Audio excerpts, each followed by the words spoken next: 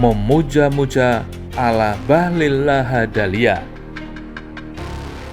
Apa saja yang datang dari Bahlil selalu menarik perhatian, entah itu ucapannya, tingkahnya, dan kebijakannya. Gerakannya yang lincah karena bodinya yang ramping semakin melengkapi rasa penasaran publik. Bahlil Lahadalia, Menteri Energi dan Sumber Daya Mineral atau ESDM, memang menjadi perhatian sejak menjabat sebagai Kepala BKPM. Deretan jabatan bergengsi ia raih dengan cepat dan mulus, mulai dari Ketua HIPMI, Ketua Umum Golkar, hingga Ketua Dewan Pembina Masjid Dunia. Bahlil piawai bermain kata-kata, namun sayang sering kata-katanya berlebihan dan naif. Yang paling sering adalah memuja-muja atasannya. Kini ia kembali menunjukkan kebiasaannya dalam menjilat kekuasaan.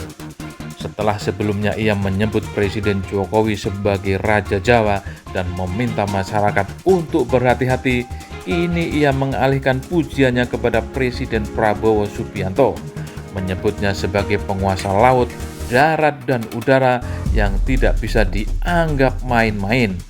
Bahlil menempatkan diri sebagai anak manis yang patuh, siap dengan segala puji bagi junjungannya.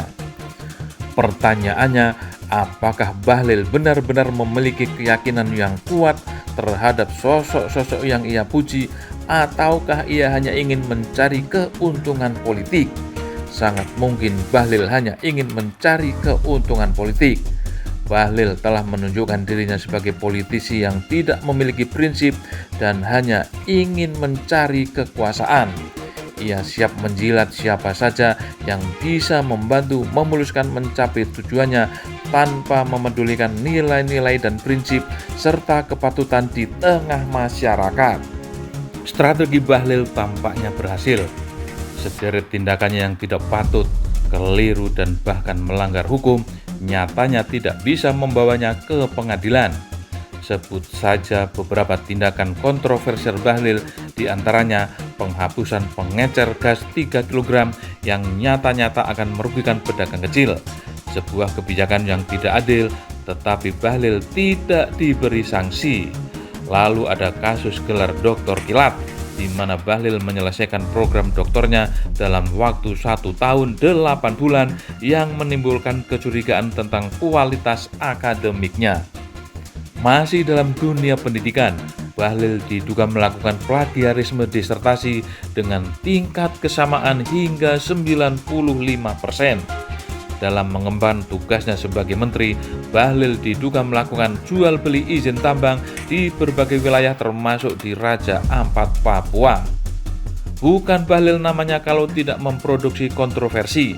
Beredar foto Bahlil dengan minuman keras seharga 38 juta rupiah yang viral di media sosial, dan masih banyak lagi tontonan menarik sekaligus memiriskan tentang sosok Bahlil Lahadalia. Politisi penjilat seperti Bahlil tampaknya telah menjadi fenomena yang lazim di Indonesia. Ada banyak Bahlil-Bahlil lain yang sejenis.